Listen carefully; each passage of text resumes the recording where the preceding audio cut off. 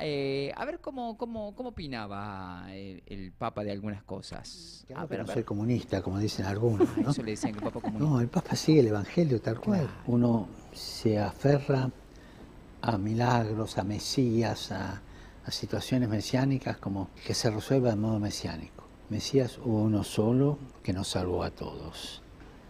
Los demás son todos payasos de mesianismo.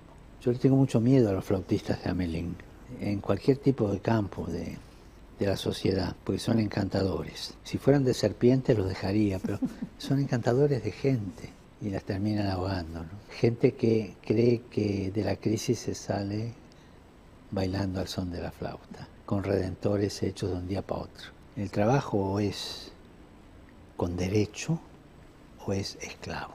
Cuando un trabajador no tiene trabajo, no tiene derechos, o se lo contrata por poco tiempo para ir cambiándolo, pues así no pago aportes y qué sé yo, se lo transforma en esclavos y uno se transforma en verdugo. Verdugo no es solamente aquel que mata a una persona, sino aquel que explota a una persona, es un verdugo. Y tenemos que tener conciencia de esto. A veces cuando me escuchan decir esto, o las cosas que yo escribí en las encíclicas sociales, dicen el Papa es comunista. Qué interesante que es esto, la pocha. Las veces que yo escuché acá, el Papa es comunista, el Papa es comunista. Jesús sería comunista entonces, chicos. Porque ahí el Papa está hablando del derecho del trabajador, el trabajador sin derechos es un esclavo. Es clarísimo. Estamos tenemos una cosa. No sé qué opinan ustedes, chicos, de lo que acaban de decir. A ver, no sé quién está del otro lado, si está el Naca o está el Samuelito. O sea, él decía, ¿no? Que, bueno, la gente que decía que era comunista estaba equivocada. No, pero aparte es clarísimo. O sea, el Sí, trabajo sin derechos nunca dio, a ver, nunca dio una postura firme a eso. No, pero Nunca aparte, dijo, "Soy comunista". decir que es esclavo porque defendés al trabajador, porque defendés al pobre. No, no. Jesús sería, hoy, si yo te aseguro, si Jesús viene hoy, sería comunista. Partiendo de esa base, si lo miras Pero así, claro, pero que amigo de eso se habla, a ver, como dice el Papa, yo no tengo no tengo política, no hablo de política, hablo de lo que nos enseñó el Evangelio. a ver, el mismo Pablo, que era justamente uno de los apóstoles, él decía, el obrero es digno de su salario. ¿Me entendés? Tal cual, amigo, pero por supuesto. Hablaba de la obra, ¿no? Más allá de la predicación también. Chicos, es más de los fácil negocios de la tierra también. Es más fácil que un camello pase por la aguja, por el agujero de una aguja, que un rico vaya al cielo. Lo dijo Jesús. Y eso tiene que ver. Cuando vos no pensás en el otro, es pensar en el otro, en pensar en el trabajador, en los derechos. Y por eso se le decía el Papa comunista. No. Cualquier pavada, tiene que ver con el Evangelio. El Papa que no tiene ideología política, cree en Dios y en el Evangelio y lo que dice las Escrituras. Tampoco es tan difícil. Vamos por el próximo. A ver, videíto. Jorge Mario Bergoglio, el A ver. Papa Francisco, Sí. murió a los 88 años. Francisco llegó al trono de San Pedro el 13 de marzo de 2013, Qué momento marcando ese. varios hitos. Fue el primer papa latinoamericano de la historia y el primero no europeo en más de 1200 años. También fue el primer papa jesuita, una de las órdenes consideradas más progresistas y al mismo tiempo relegadas dentro de la Iglesia Católica. A me fa male quando vedo un prete o una suora con la macchina ultimo modello, ma no si può. Muchos creían que este historial poco ortodoxo podría ayudar a rejuvenecer al Vaticano y revitalizar su misión. Aunque se mostró más avanzado que sus antecesores en algunos temas, mantuvo una postura conservadora en otros. Nació en Buenos Aires en 1936 en el seno de una familia de Qué inmigrantes fachero que era. italianos que huyeron del fascismo. Se graduó como técnico químico en Buenos Aires y trabajó como portero de un club nocturno y barrendero. Le gustaba bailar tango y como buen argentino amaba el fútbol. Tras su ingreso en la Compañía de Jesús, fue ordenado sacerdote en 1969. Estudió humanidades y filosofía en Argentina. Vivió en Chile y en Alemania. En 1992 fue nombrado obispo auxiliar de Buenos Aires, donde sus sermones se concentraron en la inclusión social y la lucha contra la pobreza. En 2001, el Papa Juan Pablo II lo nombró cardenal y ocupó diversos cargos en instituciones que supervisan el funcionamiento de la Iglesia Católica.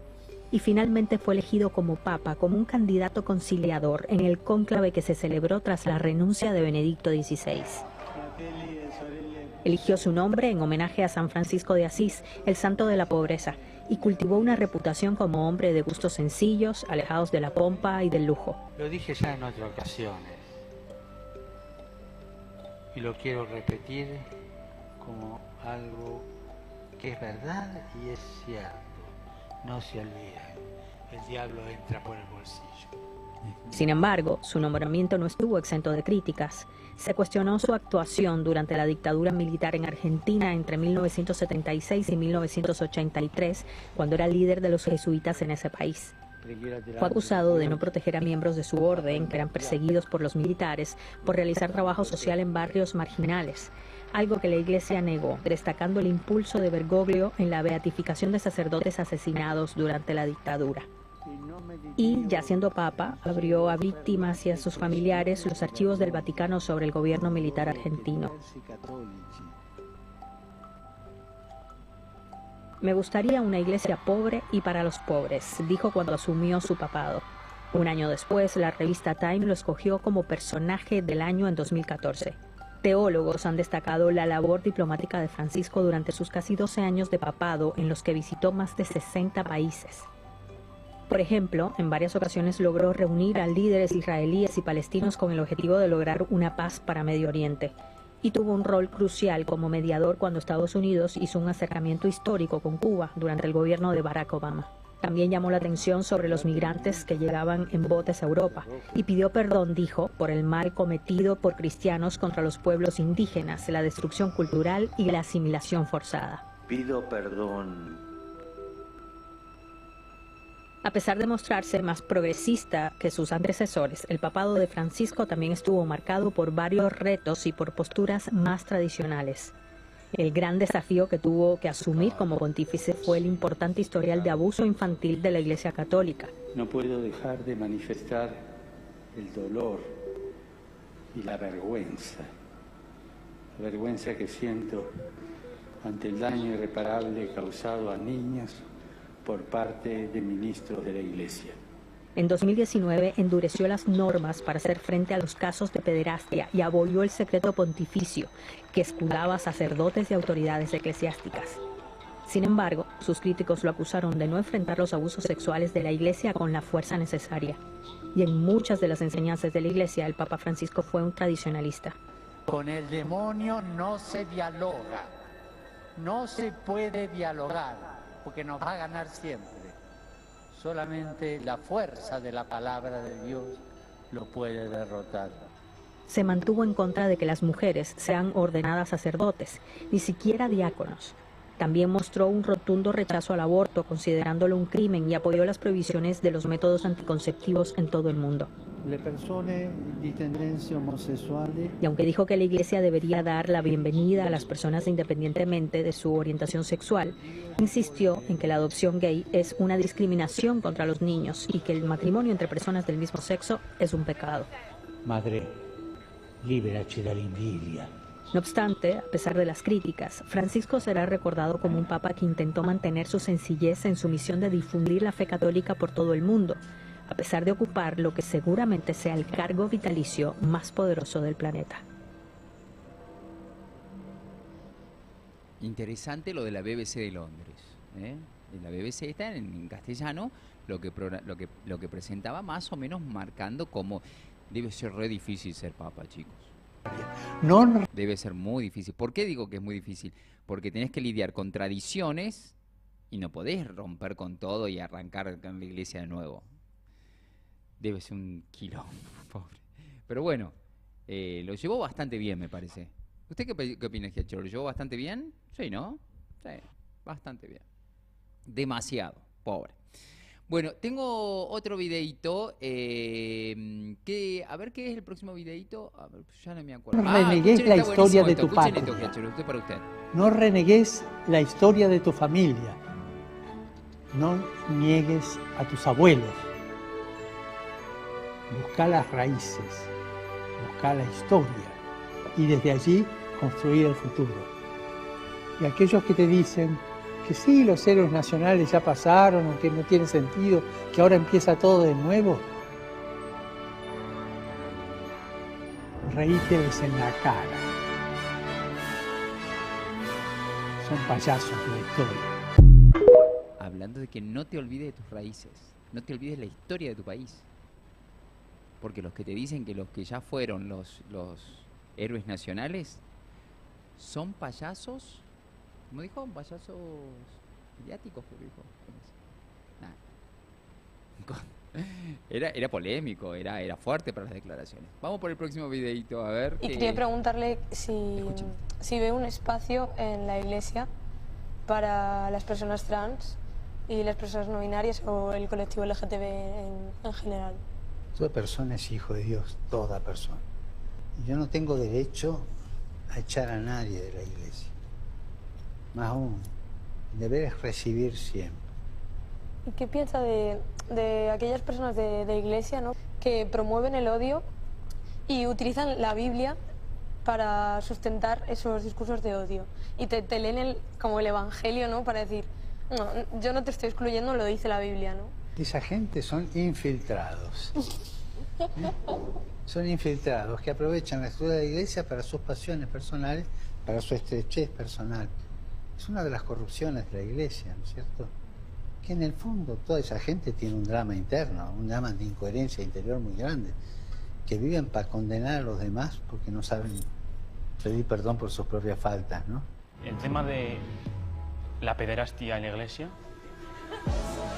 Fui católica, muy creyente, ya no soy católica. Pero me da la sensación, al menos por lo que veo en mi entorno, que la gente está decepcionada con la iglesia, no con Dios. ¿A usted no le genera contradicción todo esto? La coherencia es lo que más nos cuesta a los cristianos. Yo aprendí mucho de ustedes, ¿eh? A mí me hizo mucho bien y les agradezco el bien que me han hecho. Interesante, se juntaba mucho con los jóvenes, los escuchaba mucho. Y está bueno porque la iglesia se tiene que ayornar a las épocas en las que vivimos. Vamos a ver el próximo papa. Yo creo que el próximo va a ser bastante conservador, me parece a mí. Que van a volver a un papa más conservador. Y seguro que va a ser europeo. Pero vamos a ver qué pasa. Próximo videíto. A ver. Fue Patovica, amigo de era Borges, Patovica, ferviente hincha de San Lorenzo e hizo carrera como sacerdote y llegó a convertirse en papa. Te contamos la curiosa vida de Jorge Bergoglio. Bautizado un 25 de diciembre, Bergoglio siempre supo que su objetivo en la vida iba a ser el sacerdocio. Pero antes, ¿sabías que el Papa Francisco alguna vez fue técnico químico, limpiador en una fábrica de medias y hasta llegó a ser Patovica en boliches? Imagínate que el Patovica que te sacó del establecimiento bailable por querer pasarte de milonguero ahora es el Papa. Pero antes, Bergoglio tuvo una aventura con Borges en Santa Fe. No es un fanfic. En la década de los 60, Bergoglio daba clases de literatura en Santa Fe y tuvo la idea de invitar al escritor a dar un seminario sobre el Martín Fierro y la literatura gauchesca. Al principio, Borges no estaba interesado, pero al estilo del señor Burns y sus impredecibles cambios, Borges decidió caerle de sorpresa a Bergoglio en Santa Fe y pudieron dar el bendito seminario. En 1973, Bergoglio ya era la máxima autoridad de los jesuitas en Argentina y en tiempos de la dictadura militar intercedió para la liberación de 2 sacerdotes jesuitas. En 2001, Bergoglio fue ordenado cardenal por el histórico Papa Juan Pablo II.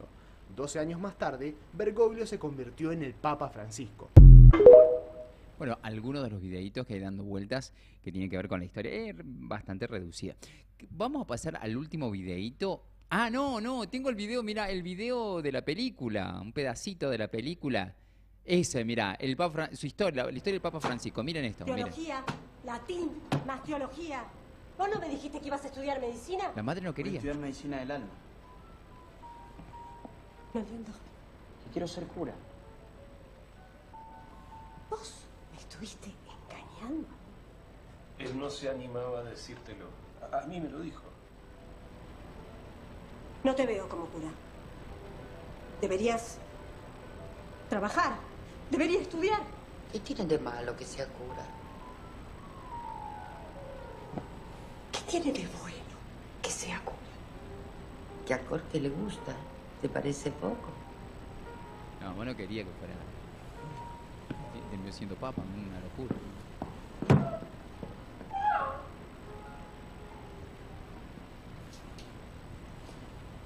Por favor, mamá.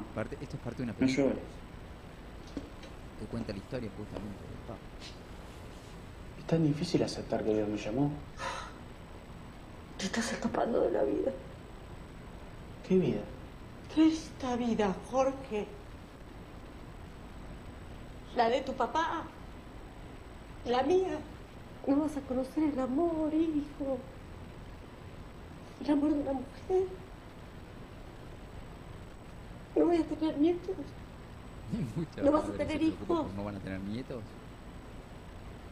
Te vas a quedar solo. Solo. Mamá, a un cura le dicen padre. Mis hijos van a ser los más pobres. Tu abuela te metió esto en la cabeza. No, mamá, la abuela... Déjame sola. Déjame sola. Qué momento. Qué momento. La mamá no estaba de acuerdo. Pero bueno, mirá dónde llegó, ¿no? A ser papa. Nada más ni nada menos. Pasemos al último videito. El último video es una historia que cuando yo la vi, la primera vez que la vi, me emocionó muchísimo. Y es la historia de un nene que, él hablaba, como insisto, hablaba con los niños, había momentos donde se hablaba con los niños, hablaba con los adolescentes. Miren esta historia, el último videito que vamos a poner que tiene que ver con el Papa. Es hermoso el mensaje que deja, miren la historia. El niño quería saber si su padre estaba en el cielo y tuvo la respuesta más dulce. Cuando le tocó preguntar, Emanuel se puso nervioso. Dale. Dale, le decía. Aunque el Papa lo animó a hablar, él estaba asustado. Estaba llorando. No puedo, le decía. Vieni da me, Emanuele. Vieni da me e Manuel. dimmi Acercate y all'orecchio. decímelo al Dimmi oído. all'orecchio. El niño lloraba desconsolado. Manuel lloró al alcanzar al Papa. El Papa lo abrazó y ahí le contó al nene que está contando. Luego ellos hablaron durante unos momentos.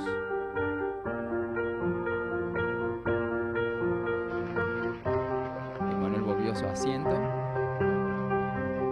y el Papa se Poco dirigió a la tempo multitud. fa è venuto a mancare mio papà. El papá se había muerto y era ateo. No creía en Dios. Lui era ateo, ma ci ha fatto Pero battezzare había bautizado a los tutti 4 quattro hijos. figli. Por más que era ateo, había bautizado a los 4 hijos en la iglesia católica. Era un uomo bravo. Y el nene dice que era un buen hombre. El hijo. E lui ha il dubbio che il papà per non essere Bueno, no sabe si su credente papá, al no non ser potesse creyente, andare si in va al cielo. cielo, lo que le preguntaba. Por eso lloraba. Chi dice che va in cielo è Dio. Ma com'è il cuore di Dio davanti a un papà così? Com'è? Cosa vi Y sembra le a pregunta a la voi? gente, ¿qué creen ustedes? Si el hombre era bueno, Un cuore ¿va al di cielo? papà. Dio ha un cuore di papà. E davanti a un papà che non credente è stato capace di battezzare i figli e di darle quella bravura ai figli. Voi pensate che Dio sarebbe capace di lasciarlo lontano da te? Pensate quello? Ma forte, con coraggio. Dio abbandona i suoi figli. ¿Dios abandona a sus hijos? No. Dio abbandona i suoi figli quando sono bravi. ¿Dios abandona a sus hijos cuando son buenos? Ecco, Emanuele, questa Ahí è está la la respuesta, risposta. Emanuel. Dio sicuramente era fiero di tuo papà, perché è più facile, essendo credente, battezzare i figli che essendo non credente battezzarli. E sicuramente a Dio questo è piaciuto tanto. Parla con tuo papà, prega tuo papà. Grazie Emanuele per il tuo coraggio. Hermosa historia que se hizo masiva en su momento del nene que fue a preguntarle por su papá porque estaba preocupado. Su papá era ateo, se había muerto y le preguntaba si justamente iba al cielo. Y era un hombre bueno, le dice. Claro que sí, claro que sí. Bueno, ahí está el Papa Francisco, que pasa a la historia, obviamente, como uno de los papas más cercanos a la gente, más cercanos a la gente. El primer papa sudamericano, en 1000 y pico de años. Primer papa sudamericano, no europeo. Sudamericano y no europeo. Vamos a ver ahora el próximo. Bergoglio estuvo cerca de ser papa cuando estaba Ratzinger. Ratzinger en un momento estaba tan peleado entre Ratzinger y Bergoglio que en un momento Bergoglio dijo, basta, dejen de votarme a mí, dejen de votarme a mí, porque no se definía, tenía muchos votos Bergoglio, por eso algunos decían que era el papa para ser antes todavía que Ratzinger. Entonces, dejen de votarme a mí, le dijo, no me voten más a mí, y ahí se destrabó. Ahí es cuando Ratzinger. Y eso hizo que después Ratzinger, en cierta forma, algunos dicen que les dijo a los cardenales, el próximo tiene que ser él. Ya era grande, un papa grande. Normalmente se elige un papa más joven, para que tenga unos años más. Pero bueno, se eligió a él. Lo eligieron a él. Ya estaba como, no